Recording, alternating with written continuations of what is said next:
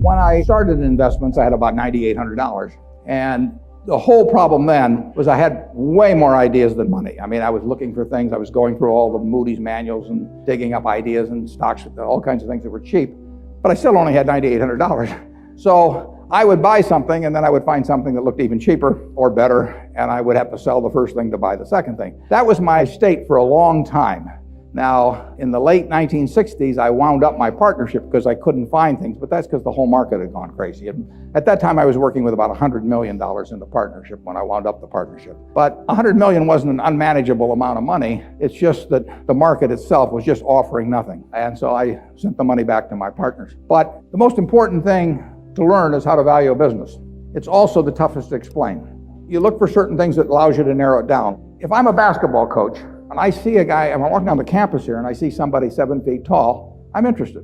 Now, he may not be coordinated. We may not be able to keep him in school. He may be robbing, stores at night or something, but he's still the right guy to be looking at. I mean, we can work with this guy. So I am interested in 7-footers, maybe 6'10". And if I see some guy that's 5'3", and he comes up to me, and he's dribbling away, and he's telling me, doing fancy moves, and he says, "Coach," and I said, "I'm your guy." I say, "Yeah." But if you get in there against these 7-footers, I'm not sure he'll be dribbling exactly the same way. I'm going to skip him. He may be a wonderful prospect and all that, but I'm not interested. So I am looking for signals that tell me in investments what height and a few things might tell me if I was a basketball coach.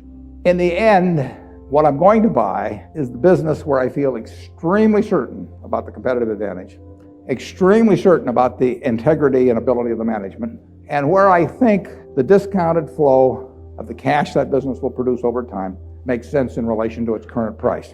You really are looking for a business where you see the future. And that's why we don't get in tech. It isn't that I don't love the computer and think it's doing all kinds of things for society. I just don't know what it's going to look like in terms of who's going to be selling what to whom and at what prices and against whom and all of that sort of thing 10 years from now. Whereas I know that people are going to be chewing Wrigley's chewing gum in 10 years. People sitting in front of a computer chewing gum will not behave way differently than people chewing gum, in this audience as we talk. I mean, there are certain things that won't be affected. Gillette razor blades. 70% of the value worldwide of razors and blades is Gillette.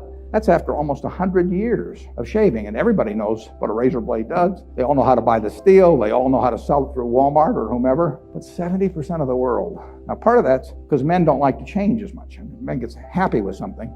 He doesn't fool around with it a lot. Women are a little more inclined to experiment. But, for $25 a year, something you do every day, what better is the world going to offer you? 70%, just think of that. Coca-Cola, 19 billion cases of Coke products sold a year. Everybody in the world drinking it. Will that change dramatically in the next 10 years? I bet my life against that. We sell See's candy in California. There's 35 million people in California. But here they are, 35 million people. Everybody in California has something in their mind about See's candy.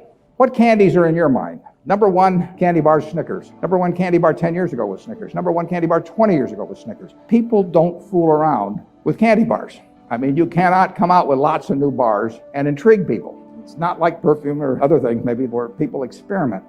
If you go into the drugstore and you say, "I want a Snickers bar," and it's 60 cents, and the druggist says, "I've got something just as good for 55 cents called Joe Schmo's, caramel and nut bar," you're going to walk across the street.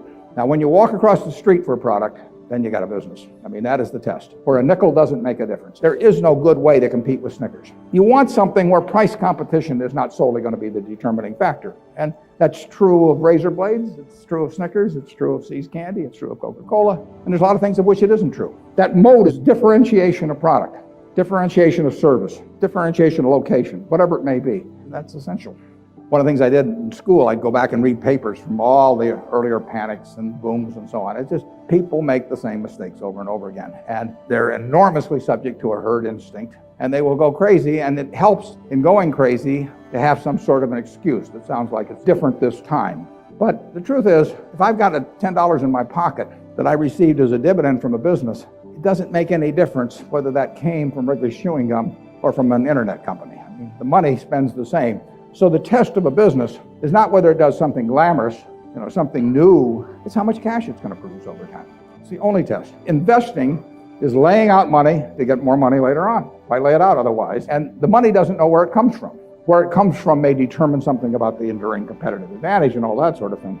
But money made from an internet company is no different than money made from a textile company or from a candy company or anything else. So anything new, it was uranium in the 50s, it was computer leasing in the late 60s. I mean, all kinds of things come along where rising prices coincide with glamour. And after a point, the rising prices themselves become the rationale for buying. People may dress it up in other forms in their mind, a little more respectable intellectually, but what they're really doing is they're just getting excited.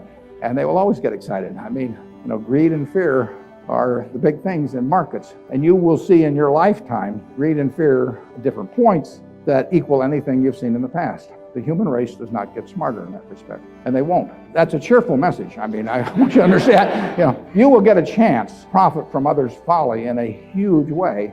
And the trick is to profit from it, not participate in it.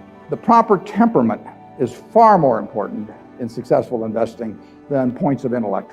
If you've got a reasonable intellect and the right temperament, you'll get very rich. And if you've got the wrong temperament for it, you'll get done in at some point. Anything times zero is zero, but it does happen. Where was the largest earthquake in the United States, continental United States, in our recorded history? It was in New Madrid, Missouri. Now, nobody down at New Madrid is sitting there worrying about another 8.4 or something, but it was an extraordinary event. In fact, there were 3 of them in about a 2-month period. The improbable happens. And in financial markets, the improbable happens far more often than people think by running statistical regressions and so on. 5 sigma events aren't 5 sigma events. You just have to keep your sanity, basically. If you just always write down on a piece of paper, if you're buying stock in a company, whether it makes widgets or it's an internet company and it has 100 million shares out and selling at 10, you say, I am buying XYZ at $1 billion. You're buying the business because, and then just list down the reasons. If more people did that, you won't have bubbles, but they won't do it. They'll give in exactly the same emotions that people have for centuries and centuries and centuries. Like I say, that's what makes incredible opportunities in the stock market. That's why stocks frequently have a high that's twice the low in a given year when everybody knows the business doesn't change in value like that except under unusual circumstances. The biggest investment mistakes have been mistakes of omission rather than commission. I mean, you see in our balance or in our income statement the mistakes that result from commission, but accounting doesn't pick up the mistakes of omission, and they're the huge ones. And nobody knows about it unless I feel in the mood to confess, which I don't often, but since you asked. I would say the biggest mistake, I've named a couple in the past. Now, I don't count as a mistake not buying Microsoft, for example. I met Bill Gates on July 5th, 1991. He spent about 10 hours explaining Microsoft to me. He did it with an orangutan the next day. He said that was easier, but it was fascinating to me. And I knew he was a terrific guy and a terrific manager, and Microsoft was a terrific company. So I went back and bought 100 shares just to keep track of it. But I didn't know enough to make the decision. I really didn't know what other people were doing in the field. So it was outside of what I call my circle of competence. And the important thing in investing is not how big your circle is, it's knowing where the perimeter is so that you stay within the circle. And that costs billions of dollars, never shows up in our financial statements. An example I use more often now, more recent, was I set out, this is even worse, I set out to buy 100 million shares pre-split, 200 million shares of the present stock of Walmart about 5 or 6 years ago. It was at $23 a share, so it would have cost us $2 billion free if we bought it.